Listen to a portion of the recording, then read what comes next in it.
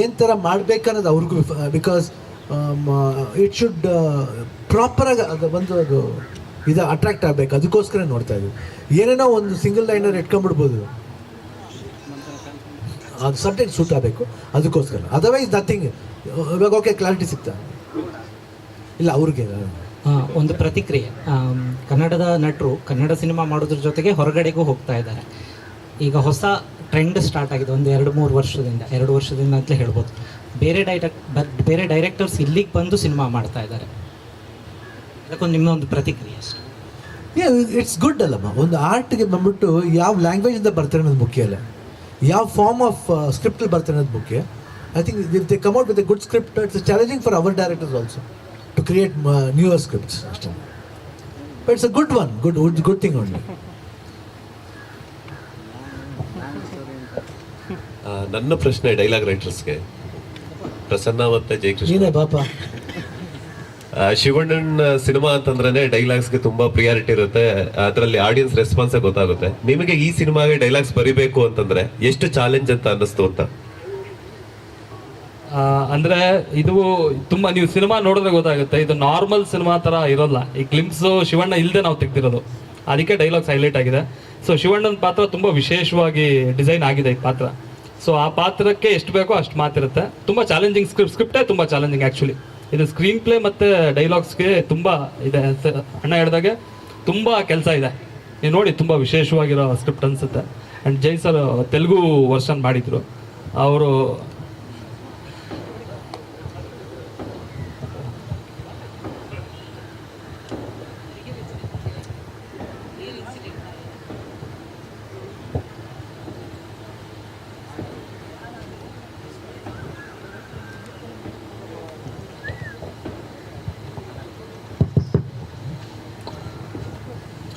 అందరికీ హాయ్ అండి.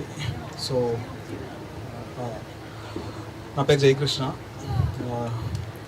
నేను తెలుగు రైటర్ని actually. So before that my works Sitaramam and all. So first time కన్నడలో రాస్తున్నాను. ఈ ఫిలింకి స్క్రీన్ ప్లే డైలాగ్స్ రాస్తాను. So every dialogue, as a dialogue writer అంటే ఎవ్రీ డైలాగ్ ఓన్లీ స్టోరీని మాత్రమే మాట్లాడుతుంది. పర్టికులర్గా ఇలాగా ఓవర్గా వెళ్ళకుండా జస్ట్ ఎవ్రీ డైలాగ్ ఓన్లీ కథను మాట్లాడేలాగే డిజైన్ చేస్తున్నాం. With Prasanna help only. Thank you so much. Real incidents ಏನಾದರೂ ಇದೆಯಾ ಅಥವಾ ಪ್ರೆಸೆಂಟ್ ಸಿಚುವೇಶನ್ಸ್ ಏನಾದರೂ ಯೂಸ್ ಮಾಡಿದ್ರಾ ಅಂತ ಡೈರೆಕ್ಟರ್ ಸರ್ಗೆ ಕ್ವಶನ್ಸ್ ನಿಮ್ಮ ಸ್ಟೋರಿಯಲ್ಲಿ? ಪ್ರೆಸೆಂಟ್ ಸಿಚುವೇಶನ್ಸ್ ಅನ್ನ we got N inspiration of it, but we are not exposing it, but there is a hint of it, like we have taken that and we worked around it. Reddy sir, మీ గురించి కొంచెం చెప్పండి. ఎందుకంటే మీరు previous movies ఎవరితో తీశారు, మా తెలుగు కొంచెం కష్టంగా ఉంటుంది, దానికోసం చెప్పండి మీ గురించి. ఆల్రెడీ ఇంతకుముందు జిబ్రా మూవీ ఒకటి స్టార్ట్ అయ్యిందండి, ధనుంజయది. తెలుగు వర్షన్లో తీసిన సత్యదేవ్ ఆల్రెడీ పోస్ట్ ప్రొడక్షన్ ఉంది. బిఫోర్ ఒక 40-45 డేస్లో రిలీజ్కి ఉందండి. నెక్స్ట్ ఇంతకుముందు ఆడమగడ్ర బుజ్జి, గతంలో ఒక 6-7 మూవీస్ తీసామండి. రానది కూడా స్టార్ట్ అవుతుందండి నెక్స్ట్ మాది. సార్ మీకు ఒక క్వశ్చన్ ఉంది, director dialogue writer sir. Shivanna సినిమాలు చూస్తే మీకు చాలా తెలుస్తుంది. ఇప్పుడు కన్నడ సూపర్ స్టార్ గారి గురించి మీరు డైలాగ్ రాయాలంటే మీకు చాలా ఎక్స్పీరియన్స్ ఉండాలి. Is a legend in Kannada industry. మీరు తెలుగు సినిమాలు అంటే మా శివన్న గారి సినిమాలు ఎన్ని సినిమాలు చూసి రాసుకున్నారా, లేకపోతే డైరెక్టర్ చెప్పినట్టు మీరు సిచ్యువేషన్కి తగ్గినట్టు డైలాగ్ రాశారు? నేను మేజర్ ఫిలిమ్స్ అన్ని చూసానండి. ఏ సినిమా? మేజర్ ఓం చూసాను, జోగి చూసాను. సో దానికి ముందు మఫ్టీ చూసాను. సో నాకు మేజర్ ఫిలిమ్స్ అన్ని ఐడియా ఉన్నాయి. నేను యాక్చువల్లీ ఏంటంటే, నేను జనరల్గా మ్యాక్స్ స్టోరీని ఫాలో అవుతూ నేను డైలాగ్ వెళ్ళాను. అండ్ నాకు శివన్న గారి ఇమేజ్ మోర్, ప్రసన్న హెల్ప్తో మోర్ ఇమేజ్ వర్కౌట్ అయ్యేలాగా దాని మీద వర్క్ చేస్తున్నాము. సో అదనమాట. All the best. Thank you. Naveen Shekhar.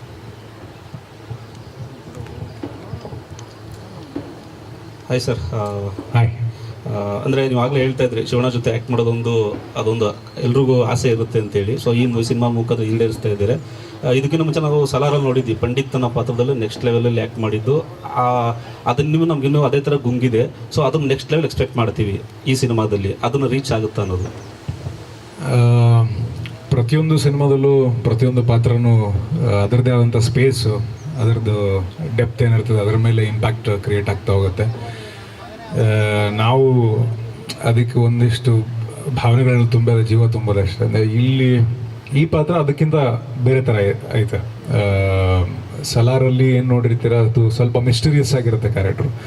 But ಇದು ಮಿಸ್ಟ್ರಿ ಏನಿಲ್ಲ, ಓಪನ್ ಆಗೇ ಇರ್ತಾನೆ ಒಂದು ಕ್ಯಾರೆಕ್ಟ್ರು. ಭಾಳಷ್ಟು ಲೈಕ್ ವೆರಿ ಪಿಯರ್ಸಿಂಗ್, ಇಂಟೆನ್ಸ್. ಆಮೇಲೆ ಮುಂಚೆ ನೋಡಿದಷ್ಟು ಸಟಲಿಟಿ ಇದರಲ್ಲಿ ಇರೋದಿಲ್ಲ. ಅಷ್ಟು ಸಟಲ್ ಕ್ಯಾರೆಕ್ಟರ್ ಅಲ್ಲ ಇವನು, ವೈಬ್ರೆಂಟ್ ಆಗಿರ್ತಾನೆ ಇವನು.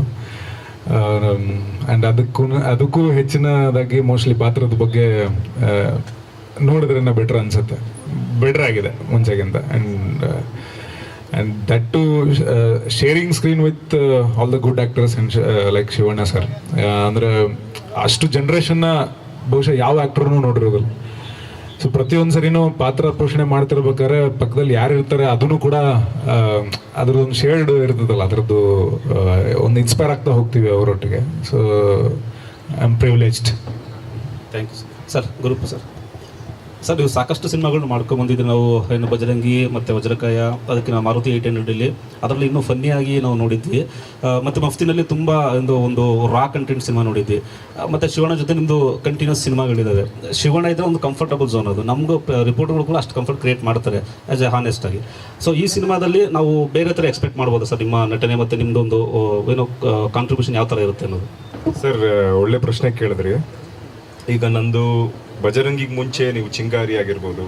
ಸೊ ನನ್ನ ವಿಶೇಷತೆ ಏನಂದರೆ ಸರ್, ನನಗೆ ಎಲ್ಲ ಪಾತ್ರಗಳು ಇವತ್ತು ನಾನು ಏನೇನು ಮಾಡ್ಕೊಂಬಂದಿದ್ದೀನಿ, ಎಷ್ಟೋ ಜನಕ್ಕೆ ಇಷ್ಟು ಪಾತ್ರ ಮಾಡಿರೋ ಒಬ್ಬನೇ ವ್ಯಕ್ತಿ ಅನ್ನೋದು ತುಂಬ ಜನಕ್ಕೆ ಕಮ್ಮಿ ಗೊತ್ತಿರೋದು. ಬಟ್ ನಾನು ಸ್ವಲ್ಪ ಮೀಡಿಯಾ ಮುಂದೆನೂ ಕಮ್ಮಿ ಬರೋದು ನಾನು, ಯಾಕೆಂದರೆ ನಾನು ಅದನ್ನು ಎಂಜಾಯ್ ಮಾಡ್ತಾ ಇದ್ದೀನಿ. ಇವತ್ತು ಕೂಡ ರಿಲೀಸ್ ಆದಾಗ ಥಿಯೇಟ್ರಲ್ಲಿ ಜನಗಳ ಮಧ್ಯೆ ಕೂತ್ಕೊಂಡು ಯಾರು ಈ ವ್ಯಕ್ತಿ ಆ್ಯಕ್ಟಿಂಗ್ ಮಾಡಿರೋದು ಅಂತ ಕೇಳಿ ಅವರ ಒಂದು ಸ್ಟ್ರೈಟ್ ಫೀಡ್ಬ್ಯಾಕ್ಗಳು ತಗೋತಾ ಇರ್ತೀನಿ.